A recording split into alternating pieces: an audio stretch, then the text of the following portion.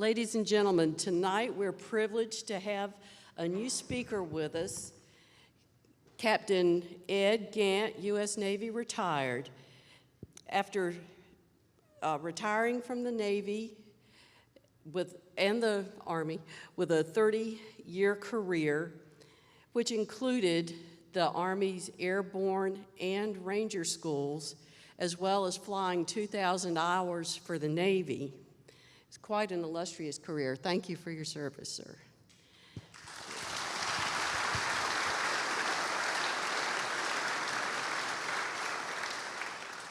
He then began a second career, which deserves just as much appreciation. He became a public school teacher, high school level. Thank you.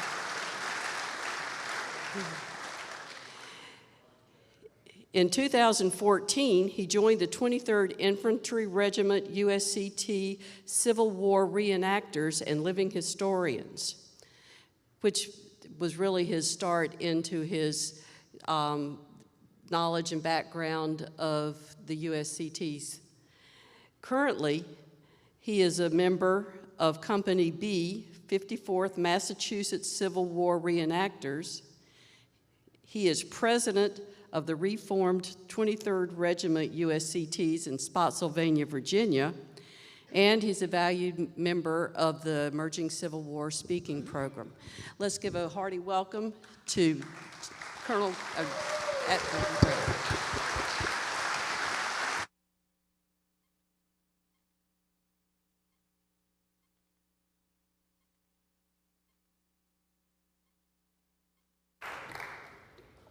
Good evening.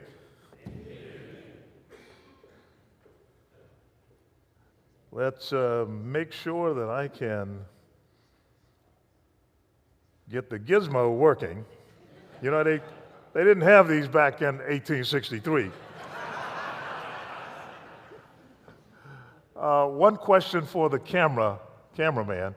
If I step down onto the floor, will it make a difference? You'll either be able to follow me with the camera or ignore me because you're showing the screen.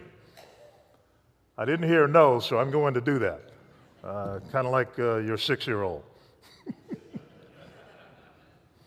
So I asked for the title of the talk to be The Evolution of the United States Colored Troops.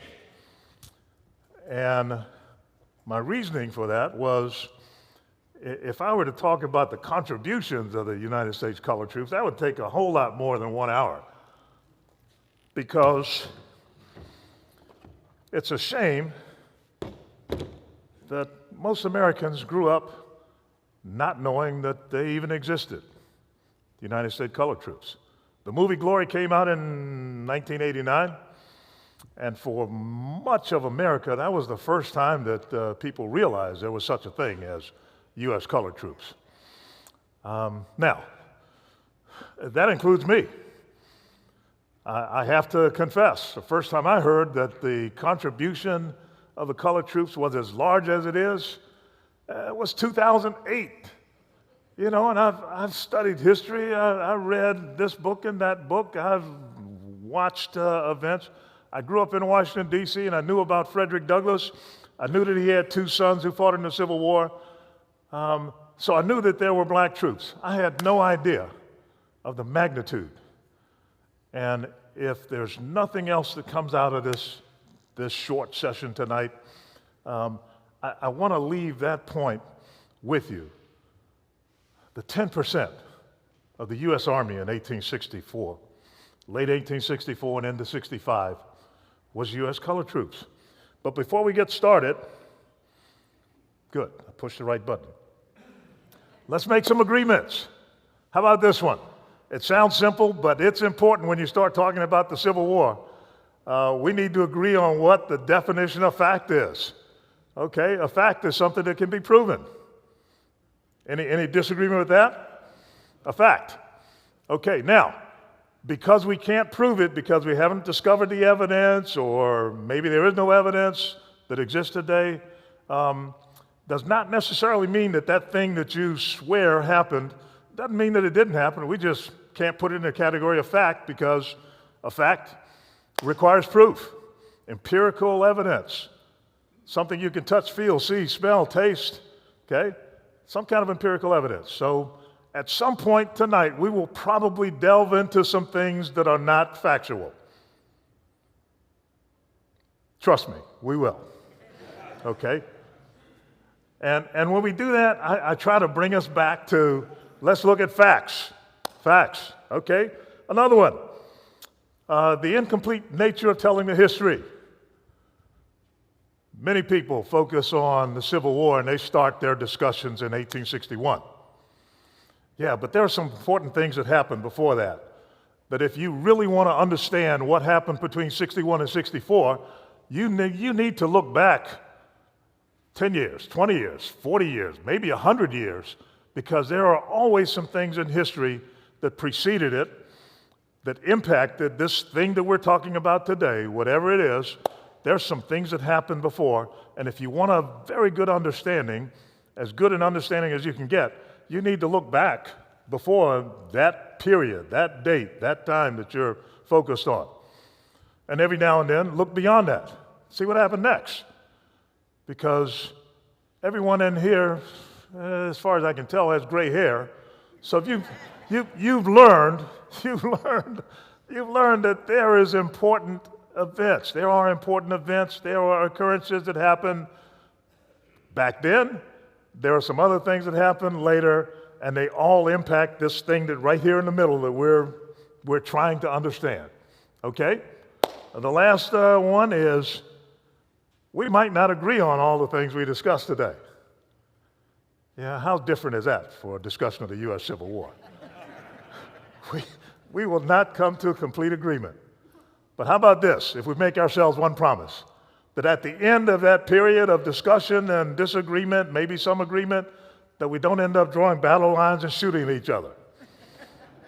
Can we agree on that one? That's good, okay. I think I'm the only one with a musket here. And I promise not to do any shooting. Okay, so what was the USCT? United States Colored Troops. Was a branch of the United States Army founded or created in 1863 to recruit, to train, organize, oversee the service of African American soldiers during the Civil War from 1861 to 1863. Now, those are the years of the war, not necessarily the years of the colored troops. Colored troops didn't come into existence until 1863. Okay? And we'll talk about some units that preceded the establishment of the U.S. colored troops. And sometimes it gets confusing. Were they colored troops or were they not colored troops? Well, in some cases, they were not colored troops at first, and then after 63, they became incorporated into the U.S. colored troops. But we'll try to focus primarily on that period from 63 to 65, the last part of the war, okay? So the regiments consisted of black enlisted soldiers. Almost all cases were men. There's only one case that seems to keep coming up in research of a black female who posed as a male and may have fought in the Civil War, and there's some question whether that's an accurate story or not. But that did happen with regard to some of the white troops. There were white females who posed as men, and in some cases they didn't find out that that soldier was a female until she was wounded and ended up in a hospital. But I haven't found many instances of that happening in the U.S. colored troops, okay? So the USCT had white officers, almost entirely. There were some black officers who served with the U.S. colored troops, but the overwhelming majority of those were either chaplains or medical doctors. There's only 5 cases that I believe I have encountered of an African-American combat commander in charge of troops in the U.S. colored troops. But by and large, they were headed by white officers. But here is the question that has to be in your head, especially if it's something that's either new,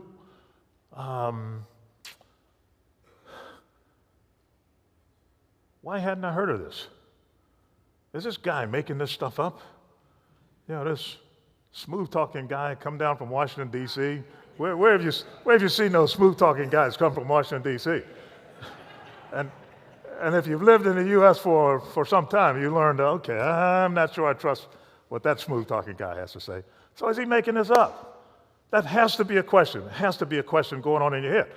I mean, when I first heard it, I was shocked. Shocked. How could that have been possible and I didn't know it? Well, I don't know the answer to this question. Why did most of us grow up in the 20th century and not have either any knowledge or not have much knowledge of the United States colored troops? Why? I still don't know the answer to that. Okay, I've got suspicions, but I don't know the answer. And remember, we want to stick with facts? Okay. So here's a fact. This statue is in Washington, D.C., just across from the African American Civil War Museum in the northwest portion of Washington, D.C., along that U Street corridor, if you're familiar with Washington. Okay? Now, what you can't see in this photo is behind the statue, there is a semicircular arrangement of plaques. And on those plaques are the names of 209,000 men who served with the United States colored troops. 209,000. And talking to the founder of the museum, he said when he went to the National Archives, they gave him the records of 237,000, I think he said. But he pulled out the 209,000 that he could cross-check with some other source, some other information, as opposed to one record that would indicate. The Army kept good records. A typical Army record would show where a soldier entered the military, where that soldier said he was from, which may or may not have been true, how old he said he was, how he spelled his name, which may or may not have been consistent. Okay? So we run into a lot of variability, but the records in the archives indicate 237,000 serving with the United States colored troops. And again, we grew up in the 20th century and had no idea. No idea. 209,000. Now, some of those are the white officers, and early on in this evolution, there were also white NCOs, white sergeants. But the overwhelming majority were African American men. Now, to make it even more puzzling why we don't know, there were guys who served in these units who wrote about it and published their works. The top one, James Henry Gooding, was a free man living in Massachusetts. When the word came out that they were forming a colored unit in Boston, he came back. He was a sailor or a seaman on a whaling boat. Came back to Boston, enlisted in the Army, and he was literate. He wrote letters from the front to the New Bedford, Massachusetts newspaper. And the newspaper promised him that when we get your letters, we'll put them in the papers. We won't change it. We won't scratch anything out or add anything to it. And that's great because now we have a record of someone who was there. Now, lots of historians have stories to tell. But there are historians who witnessed it, who wrote it down contemporaneously or near contemporaneously. And if I have to look at one source that says A and another source that says B, I will go with the one who saw it and wrote about it while it happened before I trust a second source that came out 30 years later or 50 years later, okay? But fortunately, and this is what I try to get across to my high school students, don't rely only on that one source. Look for other information that kind of corroborates, backs it up, counters it, okay? If you want a good understanding, don't listen to one person. Don't rely on one source of information for your knowledge, okay? The second one on this list, George Washington Williams, published his book in 1887, The History of the Negro in the War of the Rebellion. And his goes into a lot of detail. Again, George Washington Williams was a free man at the beginning of the war and was educated. He was literate enough to write that story down and publish it in 1887. Joseph T. Wilson, another African American, literate, serving with the 54th Massachusetts, wrote his story, published in 1887.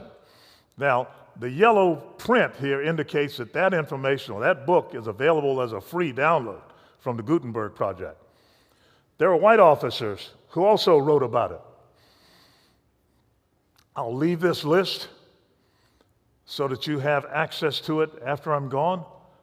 Again, while I would preface this with, don't take my word for anything that I say.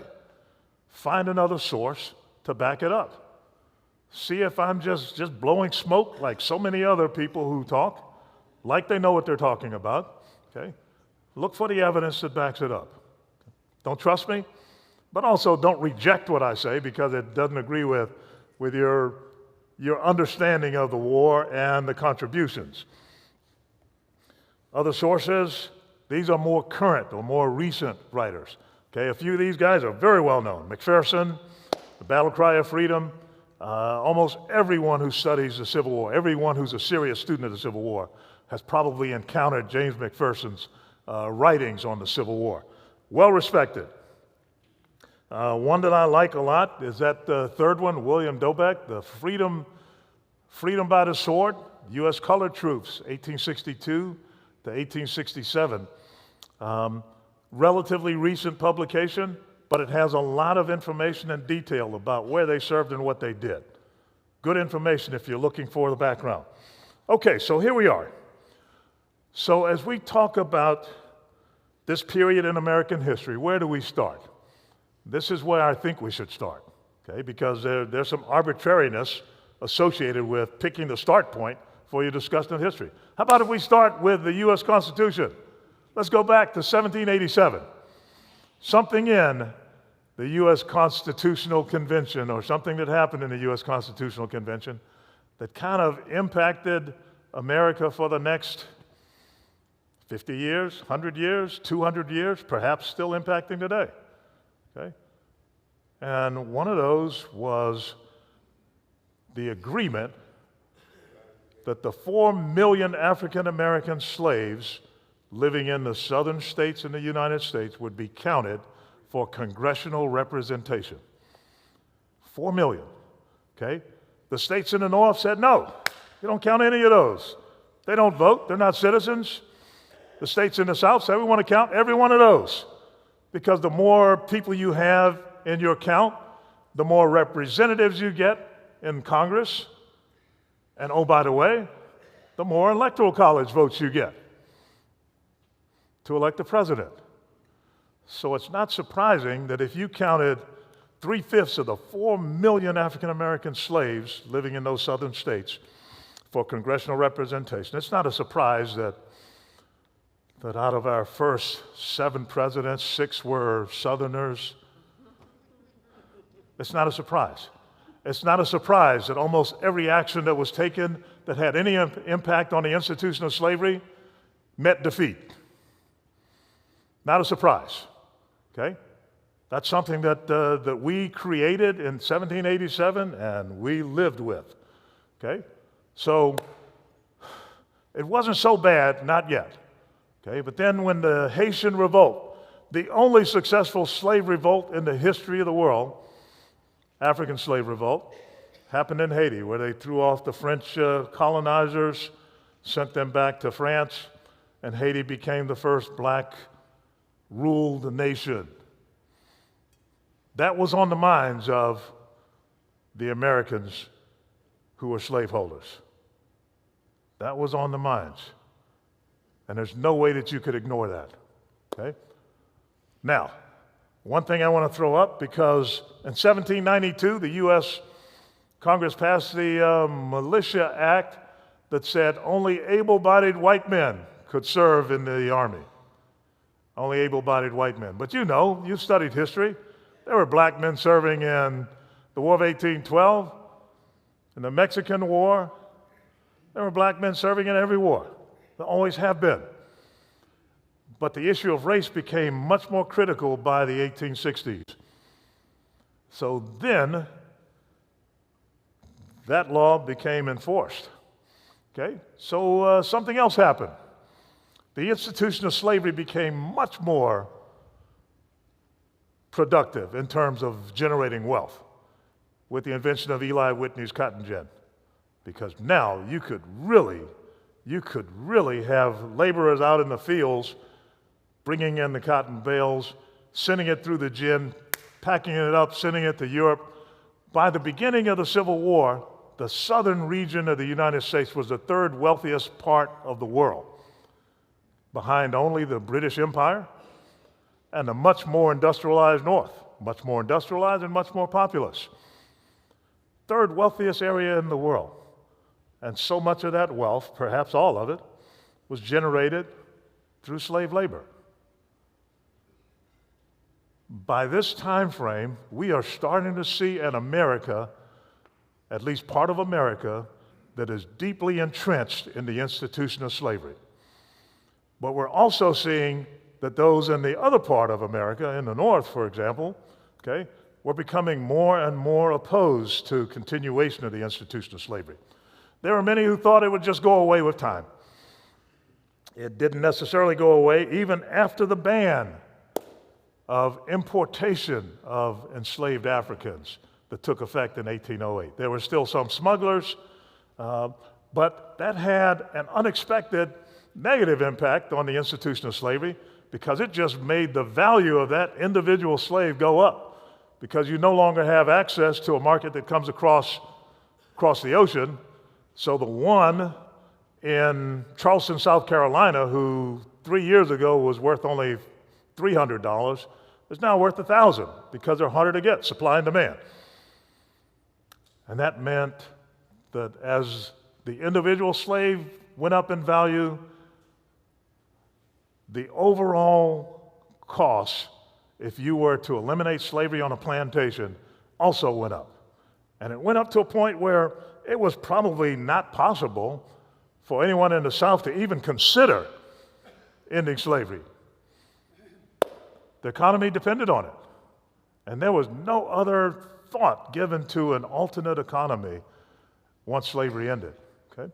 So by 1831, Nat Turner's rebellion, which you've probably heard of in Southampton, Virginia, again, like the Haitian slave revolt, this is on the minds of the planter class, those who own slaves. Because in places like South Carolina, Mississippi, the number of African enslaved people outnumbered the number of white citizens in that area.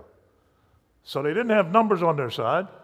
Something else would have to maintain that dominance, okay? So one of the things, by 1850 now, we're seeing the North becoming more opposed to slavery, the South becoming more entrenched in the institution, and Congress, remember the Congress that had the Southern, maybe more than their fair share of influence in getting legislation? Well, the Fugitive Slave Act gets passed, and the Fugitive Slave Act required anyone in the United States that if you knew of an escaped slave, that you were required by law to return it. Okay, we'll see that even happens during the Civil War. There are Union officers who return escaped slaves to their Confederate slave masters, citing Fugitive Slave Act, the law of the land at the time, 1850. Yeah, but that caused problems for those in the North because they were angered by it. John Brown was definitely one of those who was angered by it, and he made up his mind to put an end to this institution of slavery. His failed raid at Harper's Ferry, 1859. Okay, you're familiar with that story. Election of 1860, Abraham Lincoln had gone on record saying he was not an abolitionist. His goal was his intent, if elected, wasn't to end slavery. He did express a goal that he wasn't favorable for it to spread into some of those new states entering the Union. But those in the South had a different interpretation of what Lincoln would do. So with the election of 1860, South Carolina said if Lincoln is elected, who wasn't on the ballot in any of the southern states, if Lincoln's elected, we are leaving. And they did. South Carolina seceded. The Confederate States of America are established. And by the spring of 1861, 11 states had left. Okay, those are showing up in red. Now, you look at the yellow states, those are the slaveholding states that decided not to secede, commonly referred to as the border states: Missouri, Kentucky, Maryland, and Delaware. And throughout the entire war, they continued to have legal slavery in those states. Their existence becomes a problem for Abraham Lincoln, particularly the state of Maryland. If Maryland had seceded, and Maryland kind of sat on the fence and swung back and forth in both directions, like a lot of other places did, but if Maryland had seceded, Washington, D.C. would be completely surrounded by the Confederate States of America.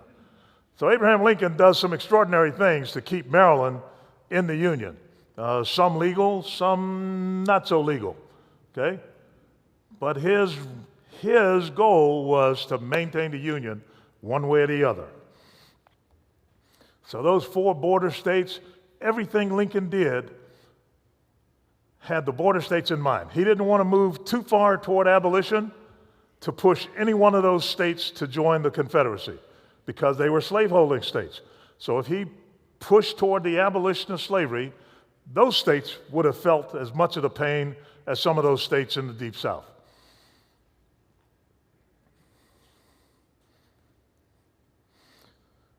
So by the spring of '61, Fort Sumter in South Carolina is fired on, okay? And that's the beginning of the war. So now, let's move to May, just a month after the first shots. General Benjamin Butler is the Union commander in a place called Fort Monroe, or Fortress Monroe back at that time. If you're familiar with the Hampton Roads area, there's the waterways right here, and on one side is the peninsula that leads up toward Richmond. You go through Hampton and Newport News and Williamsburg. On the other side of the water is Norfolk. Norfolk was under Confederate control. Hampton, on the other side of the Hampton Roads, was under Union control for the entire war. So in May, just a month after the war starts, 3 enslaved men from Norfolk make their way across the water and approach Fortress Monroe and request asylum. The men, Baker, Townsend, and Mallory, are given asylum by General Benjamin Butler. Benjamin Butler is an abolitionist-minded, political appointed general in the Union Army, and he welcomes them in. Those 3 men are followed by the Confederate emissary coming over from Norfolk and demanding the return of those 3 enslaved men, citing the Fugitive Slave Act. Remember that? The Fugitive Slave Act, 1850, that says you required? Well, General Butler replied to the Confederate commander, wait a minute, the last I heard, you guys had left the United States. Okay? Therefore, our laws don't apply to you. And, oh, by the way, I will treat these 3 men just as I would if I had found one of your cannons or your horses on the battlefield after a battle. I'll take it in, take possession of it, and deny you the use of it from there forward. I will call them contraband of war, just as I would any other material that helps you pursue war against me. And that idea kind of took hold. Initially, it wasn't supported, okay? So I don't know how well you can see that, but that's the peninsula side. Fort Monroe is right there where the sign says Hampton, okay? And that remained under Union control for the entire war. You've studied McClellan's Peninsula Campaign in 1862. Well, that takes place. It starts right there the Fort Monroe area, and then starts heading up toward Richmond. So General Butler's idea was, we're going to employ those guys. Instead of digging fortifications and trenches for you on the Confederate side of Hampton Roads, we'll have them dig trenches and fortifications for us over here on the Union side. That makes a lot of sense, okay? Now, the folks in Washington weren't necessarily supportive of this. Remember, Abraham Lincoln doesn't want to do anything to upset those those 4 border states and caused them to get upset and then side with the Confederacy. But eventually, Congress now, because all the Confederates had left, were no longer there in Congress, so Congress passes something to support Benjamin Butler in the First Confiscation Act in 1861. It's not very powerful, but it did say you can sign formerly enslaved men as laborers at a pay rate of $10 a month. Okay? Hold that figure in mind. We'll see that again. $10 a month as laborers, and teamsters driving horse. So with Butler and the support of Congress now, we have the first steps towards something that would become the United States Colored Troops. We have at least a military commander who is given authority to employ self-emancipated African-American men, okay, on the military compound. Okay, the next gradual step would be to employ those guys within the Army. Now, that wouldn't happen for another year, but there were also abolitionist-minded Union commanders that were pushing toward more abolition, more inclusion of African Americans into the Army. One such group, the Louisiana Native Guards, when the war first started, this is a group of mixed-race African American Creole who live in the New Orleans and Louisiana areas, and they approached the Confederate leadership and said, hey, we are ready to fight to defend our homeland from attack. And the Confederate leadership looked at the mixed-race guys and said, hey, well, thanks, but no thanks. No thanks. A year later, that same group, the Louisiana Native Guard, approached the Union commander, and they became part of the Union Army. Eventually, they would become a USCT unit. This is without authority now, without the authority from Washington, D.C. Okay? So, eventually becoming part of the Union Army, by August and September of 1861, John C. Fremont, if you remember the old Las Vegas, John C. Fremont casino or hotel down there in the old town, that same guy. Okay, so he declares, okay, without authority, without approval from anyone, free any slave whose loyal or disloyal owners sided with the Confederacy. Okay? Lincoln, again concerned about those border states, asked him to put his decision on hold. Told Fremont not to exceed the congressional laws respecting emancipation. Okay? Lincoln is walking that tightrope as much as he can, but there are others who are pushing him to one side or the other. So, 1862 now, and as you know, the war has started. We've had a few battles. It's not going that well for the Union by 61 and the end of 61 into 62, okay? But those in Congress were doing things to slowly dismantle the institution of slavery. And by the summer of 62, Congress passes the Second Confiscation Act.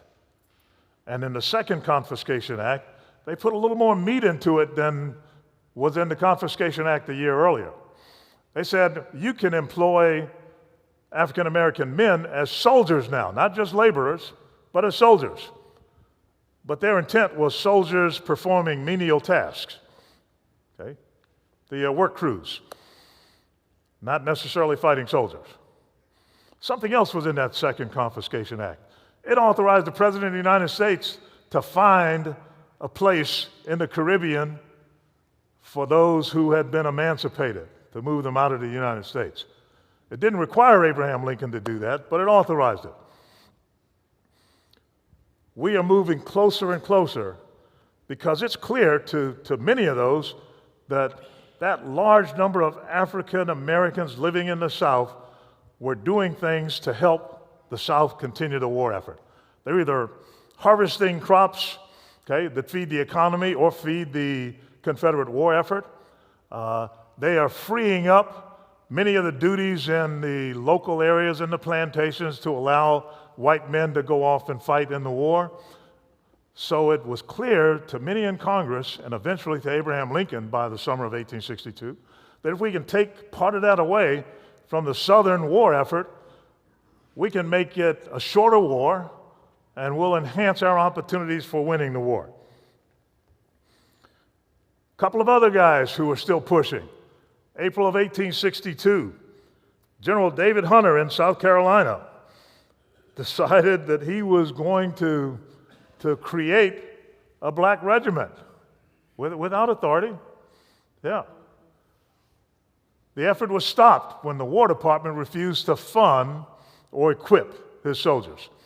This is April of '62. Now, Abraham Lincoln, as the president, allows some of his mindset to move toward the cabinet. So the cabinet, okay, as cabinet should do, they're trying to follow the president's wishes. A month later, General Hunter declares that all slaves in South Carolina, Georgia, and Florida are free. Again, without authority. Without authority. But you can feel the pressure that's pushing Lincoln into one direction or another. So by the summer of '62, with an abolitionist senator, James Lane, out in Kansas, doing something very similar to what had been done in South Carolina, okay, Abraham Lincoln is starting to come around to their way of seeing things. And he announces to his cabinet his plan to emancipate the slaves.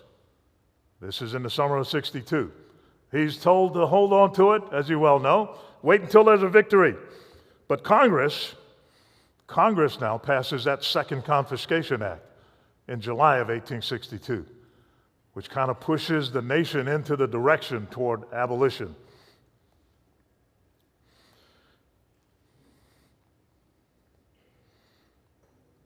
Walking that tightrope, attempting to keep the abolitionists under some kind of control, but he's losing that battle.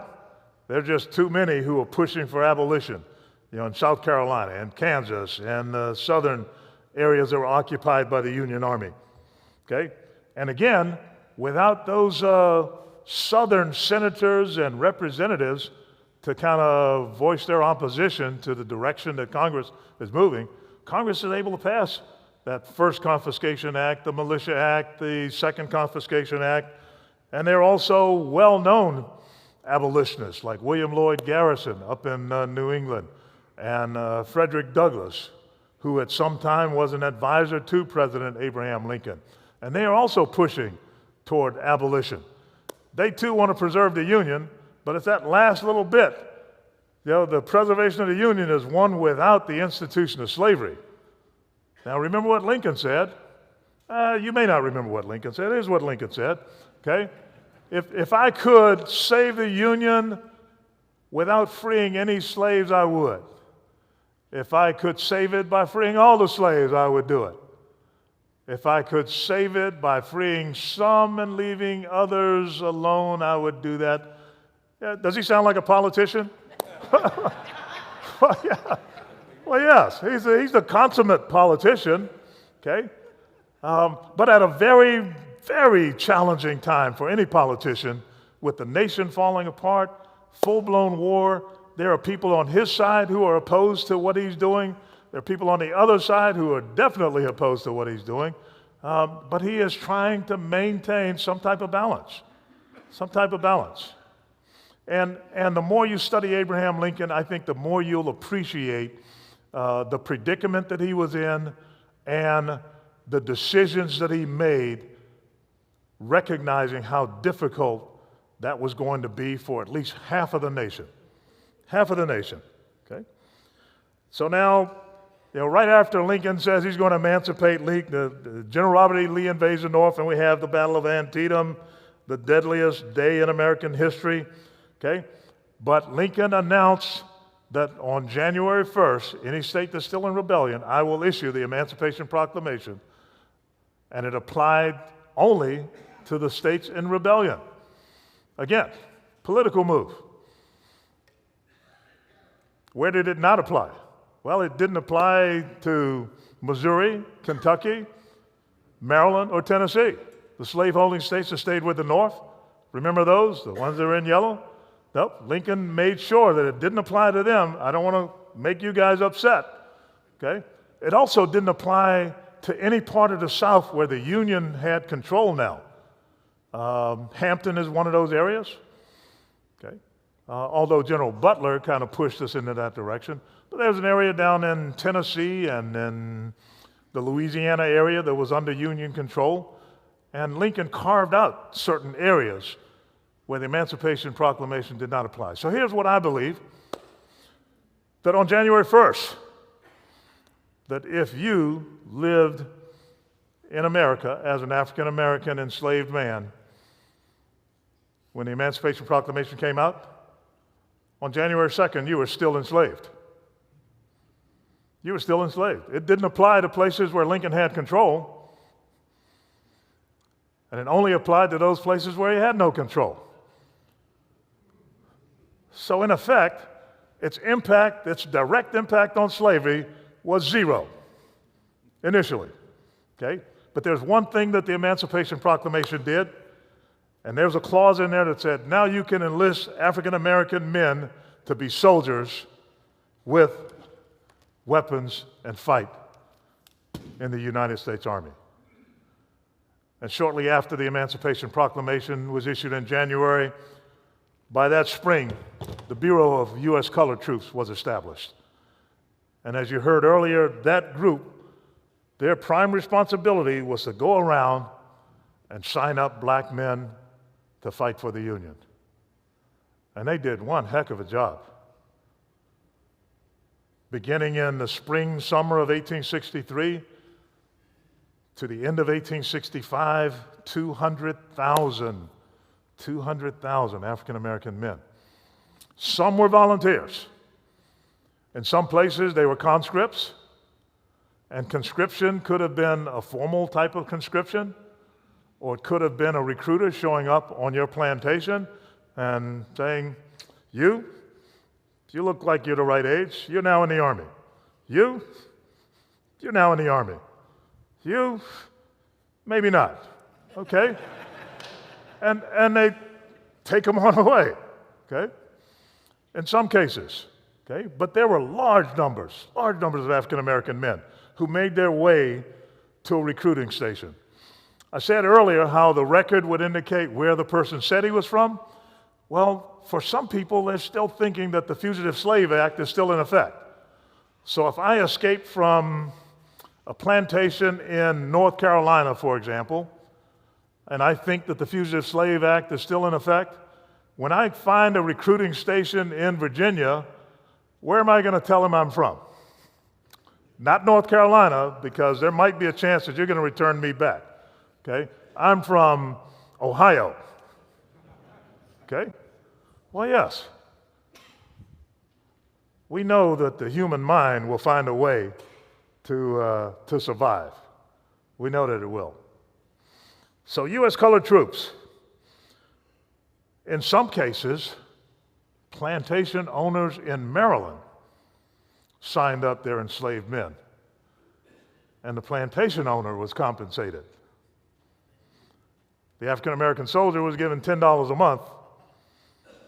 The slave owner was compensated. It kind of varied just how much compensation, but that's an amazing part of the story, that he's compensated at all. I guess he's compensated for the loss of that labor that he's not paying for anyway.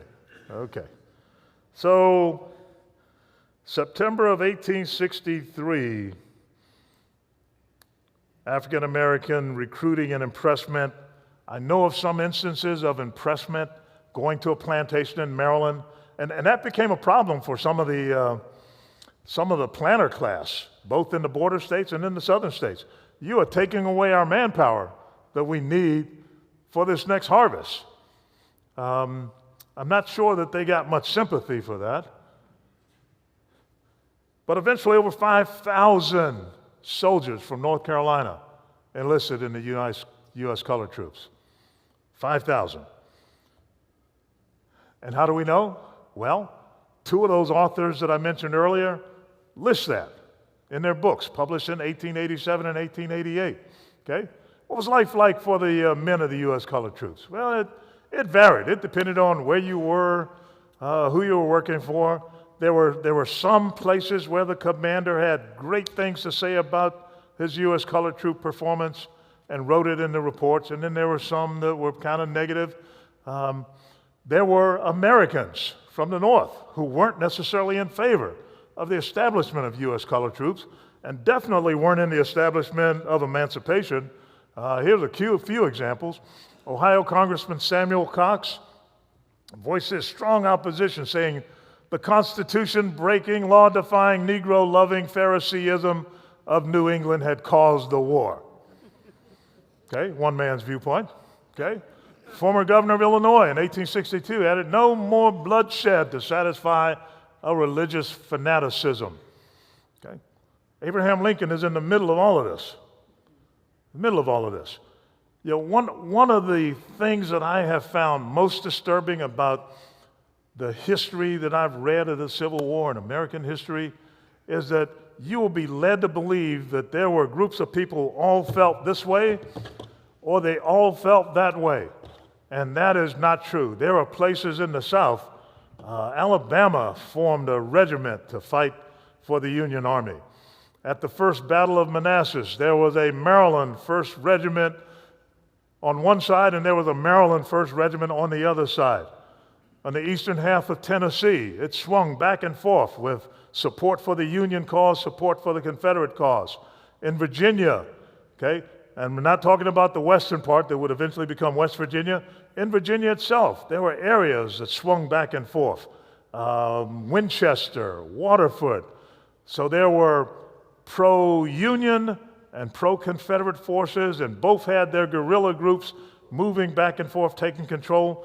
So perhaps the worst part of American history when we teach the Civil War is to lead you to believe that everyone was in agreement on one philosophy or the other, because the nature of civil wars is it splits right down the middle of your household, through the center of your dinner table, and down Main Street in the city, and there is no agreement from one side or the other.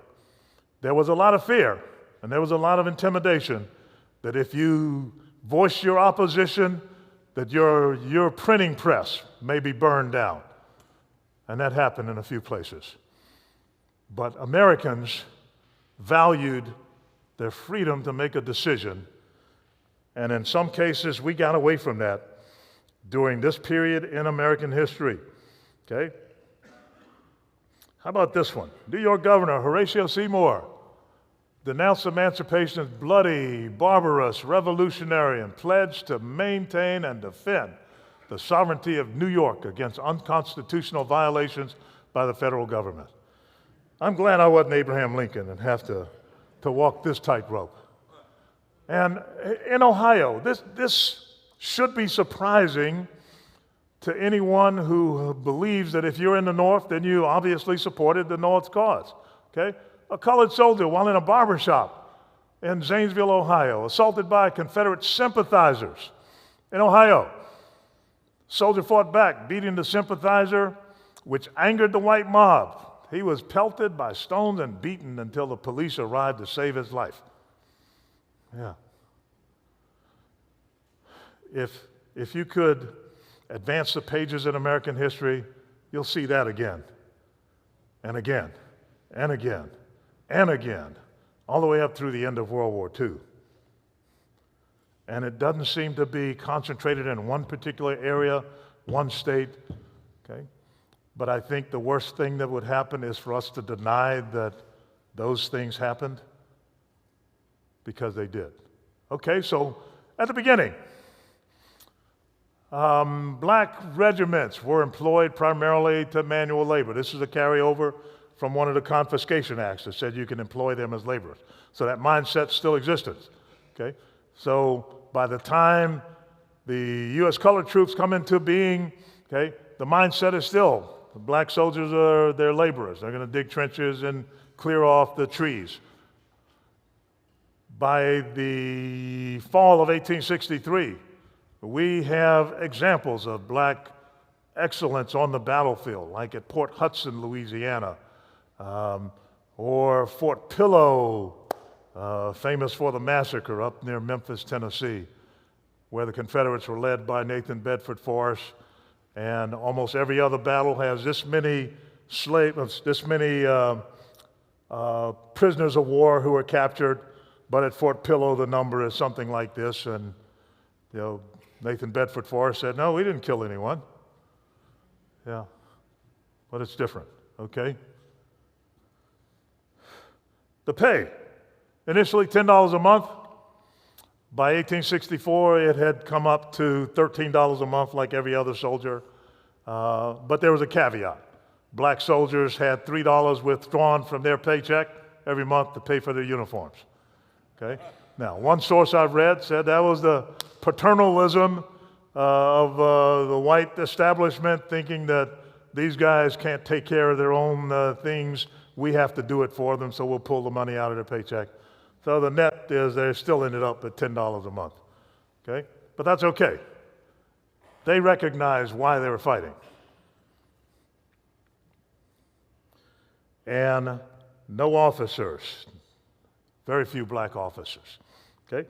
So approximately 20% of the U.S. colored troops were killed in action or died from disease, a rate about 35% higher than that for the white Union troops.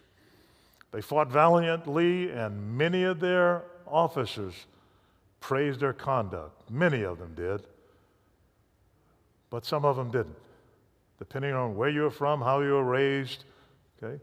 We all aren't the same, whether we're in the North or in the South, okay? Some had very strong feelings in opposition to having black soldiers in their unit. So there were some pretty negative comments about African American soldiers, but there were many more that were positive. And fortunately, those official records were maintained. So we can open up the books and see the date that that was written, and that gives it some credence. That last comment, numerous reports of African Americans who were in battle and trying to surrender were murdered. I mentioned Fort Pillow, the same thing happened.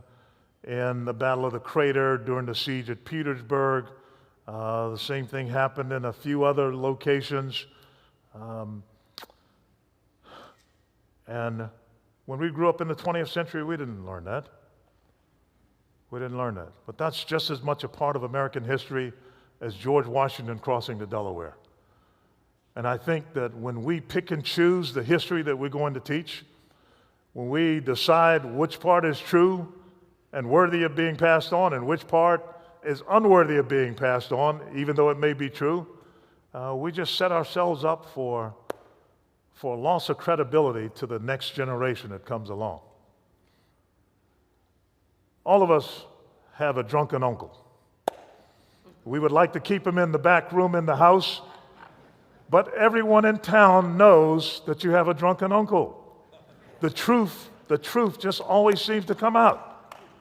So as we move forward into the 21st century, hopefully we'll recognize that we will tell the truth of the history as much as possible. Base it in facts, supported by evidence, okay? Now, can you hold me responsible for what my great-granddaddy did? Well, not entirely. But if some of his mindset is still with me, then maybe we need to address that. Yeah, there's that famous Jim Croce song that says, what is it? And I carry it with me like my daddy did. Yeah, well, he's talking about the name, but no, there's some more things you carry with you like your daddy did. And that's what education can counter. If what your daddy had in mind was not correct, was not based in fact, then maybe it's time for us to counter that with something else that's a little more accurate. Okay, all right, I'm winding down. Okay. Now, I mentioned Gooding early on, the guy who sent his letters, and George Washington Williams and Joe Wilson. Those were the guys who were the authors of those first three books. But here's what the New Bedford Massachusetts Mercury had to say about Gooding. Our correspondent, JHG, is a member of the Company C, 54th Massachusetts Regiment. He's a colored man belonging to this city, New Bedford, Massachusetts, and his letters are printed by us verbatim et literatum as we receive them. He is a truthful and intelligent correspondent and a good soldier. That's quite a statement about a black man written in 1863. Okay?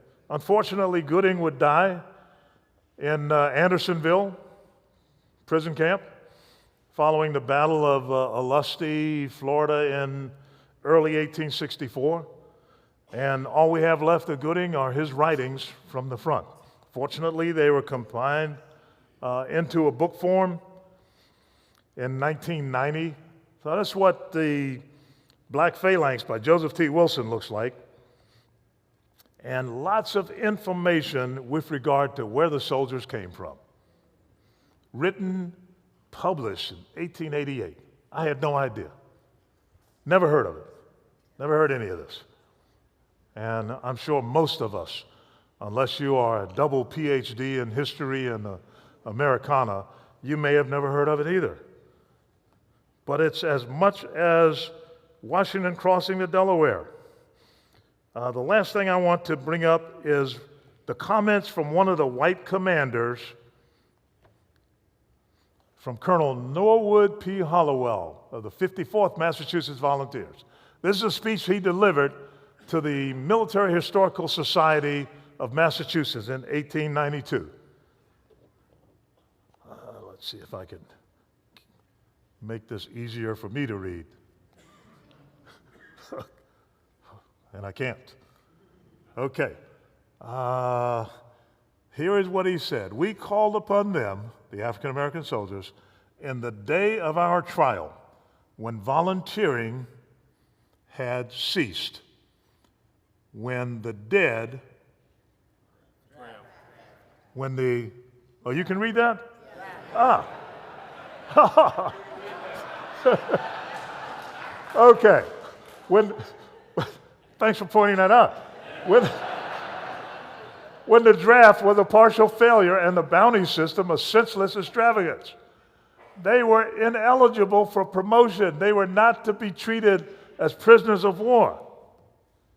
This is amazing.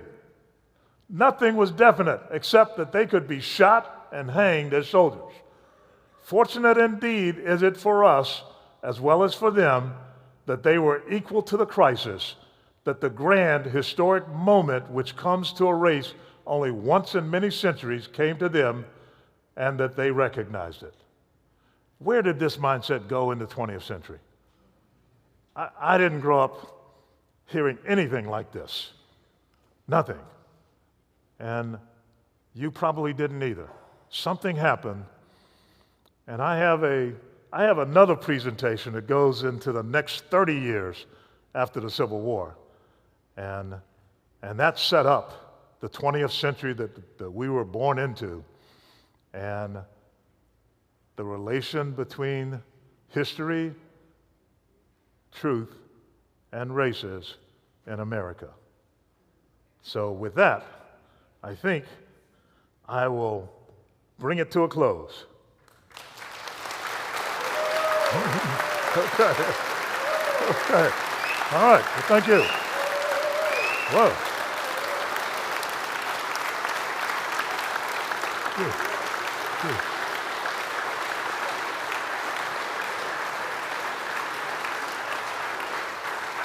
Thank you. Thank you.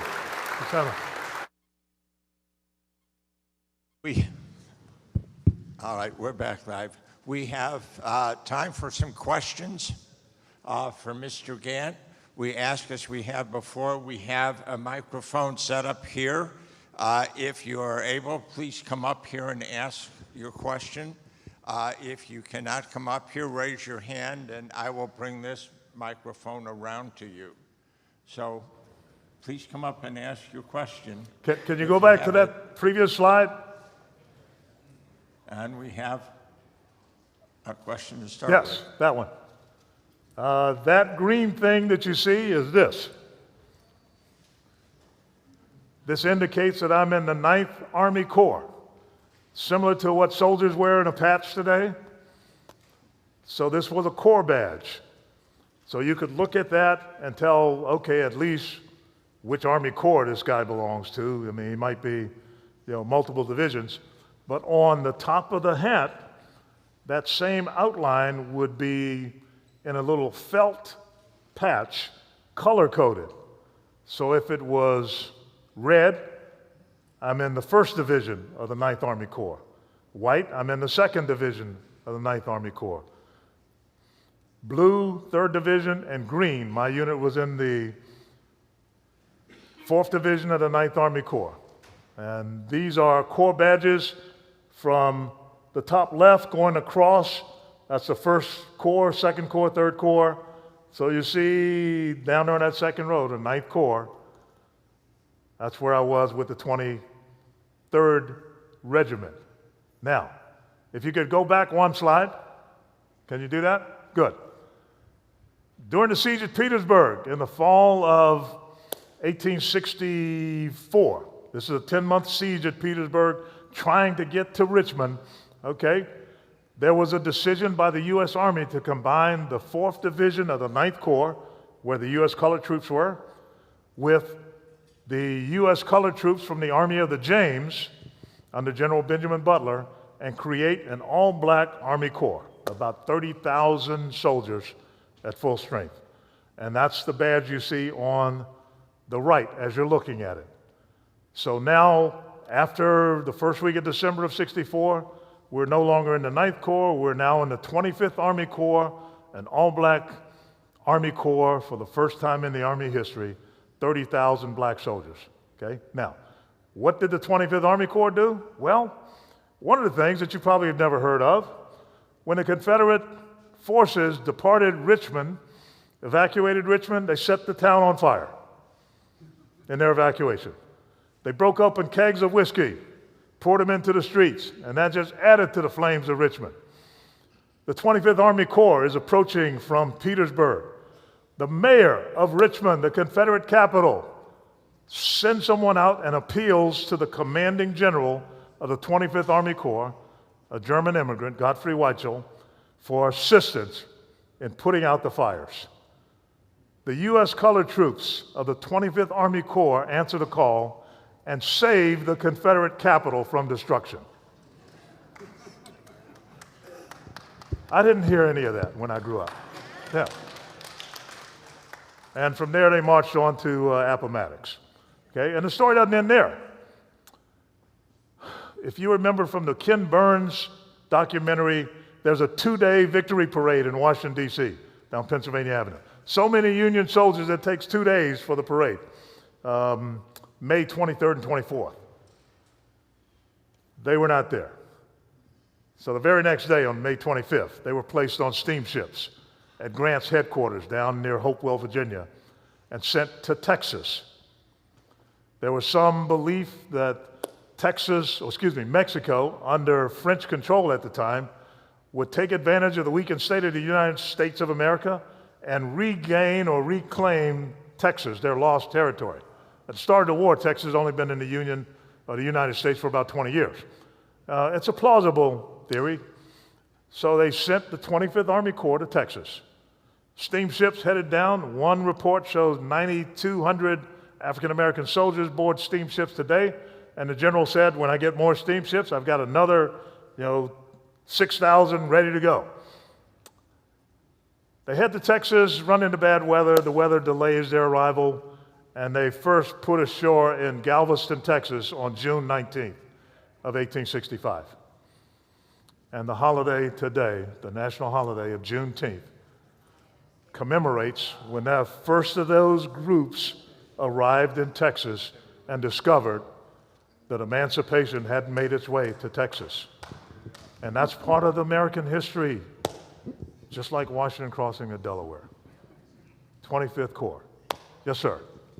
Sir, Colonel Carl Ward, United States Army, retired.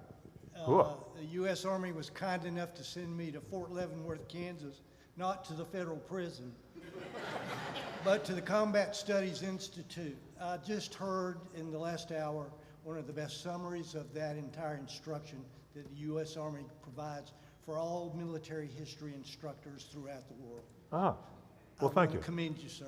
Thank you, sir. Thank you.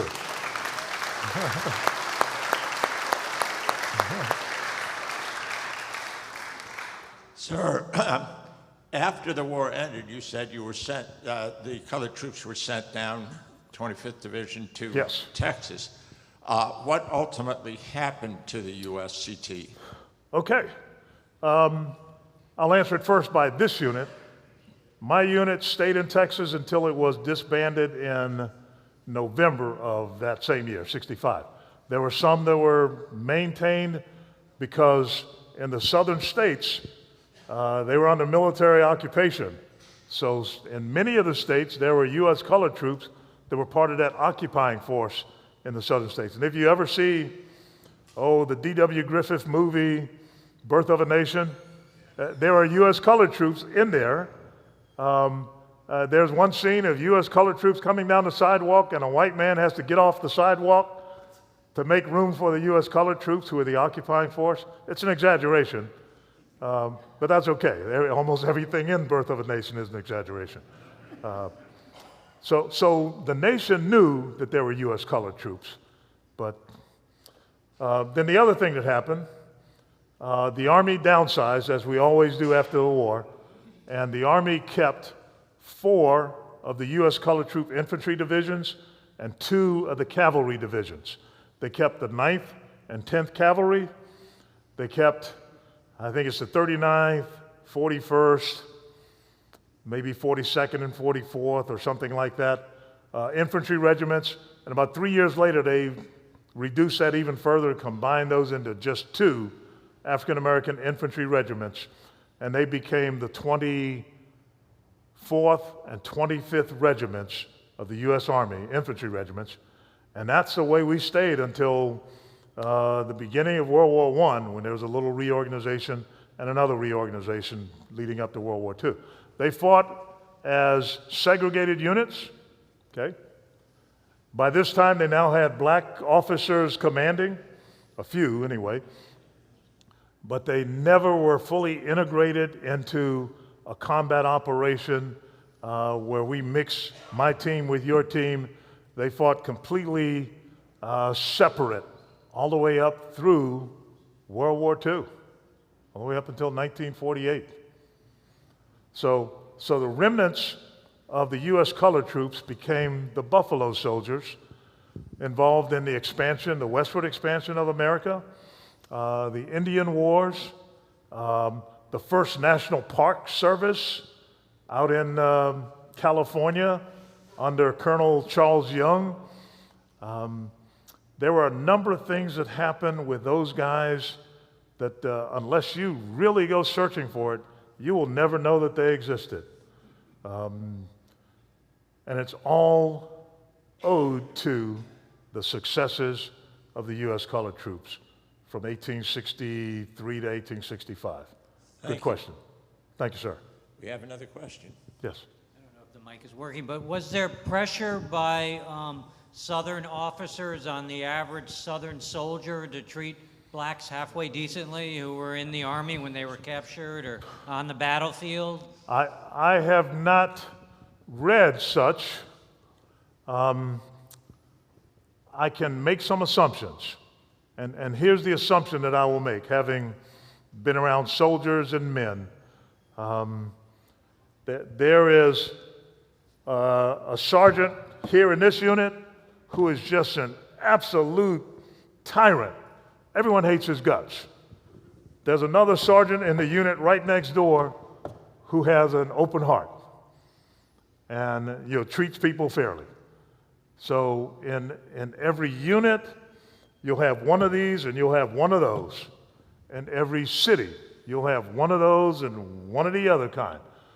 So whatever one source will say about how bad or how good an individual is, there is someone else who has a different attitude toward.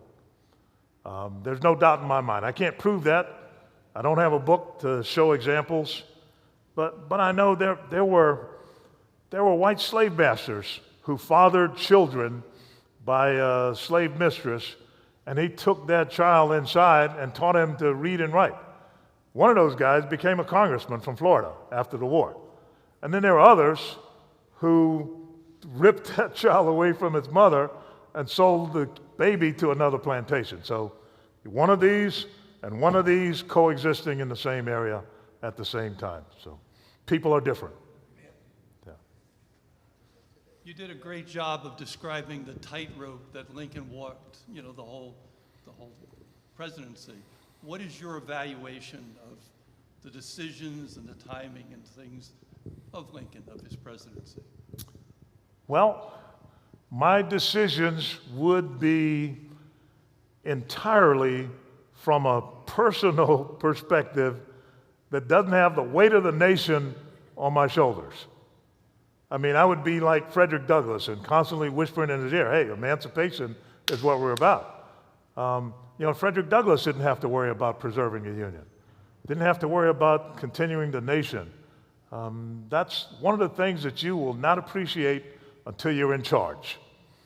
And having been in that position, the person at the top has to look across the environment to come up with the decision that is best for the greater number of people or for the greater good in the long term. I don't know if that answers your question, but I would disagree with Lincoln, but that's a personal perspective, because maintaining the Union was secondary to ending the institution of slavery in my mind, just like it was in Frederick Douglass' mind. Yes, sir. Have you written any books, or do you have this No. compilation of all this stuff where we could sit down and... I have a list of books that I've referred to, but no, I've been busy fighting the Soviet Union and Gaddafi and who else? Wherever there's a bad guy in the world, I was there. From 1969 until 2003, I was either in the Army in Vietnam or at Fort Bragg or in the Navy on aircraft carriers. And as you know, on an aircraft carrier, whenever some bad guy starts making noise, we send a carrier in that direction. Right now, one of my old ships, USS Eisenhower, is sitting in the Red Sea, and just past 8 months, I think, that they've been there, been away from home. Thank you. So that's a long answer to say, no, I haven't written any books. Not yet, anyway. Do we have any other questions? You spend a lot of time in the library and the archives. I remember that in graduate school, nights in the library. And to write a good book, you really need to put the time in. Do we have any authors here who can attest to that? You did a great job. Thank you. I recently read a book, and I'm sorry, the title of the book escapes me. It's about slaves in the South heading south into Mexico to find their freedom because Mexico had made laws against slavery, so they went that way. Do you have any information? Have you ever come across anything where Mexican liberated slaves participated in the war against the Confederacy? Have you had? Only tangentially. I've heard it because in my pursuit of information about the war, that was kind of off to the side. But I have heard of African Americans who moved toward Mexico, and I've also heard about Confederates who moved to Mexico to maintain slavery and perhaps continue the war as a guerrilla effort. At one time, there was some consideration that they would establish a colony in Central America to maintain the institution of slavery. So I think that there's some truth to that, but I don't have specific information. Sir, Yes. not a question, but this is a presentation that should be given to every high school student in the United States. Well, I wish I could. I wish I could keep them awake for as long as you are awake. Well, we thank you You received a standing ovation for our last night, the last presentation of our season. We thank you very much. Well, thank Did you, a sir. wonderful job. Thank you.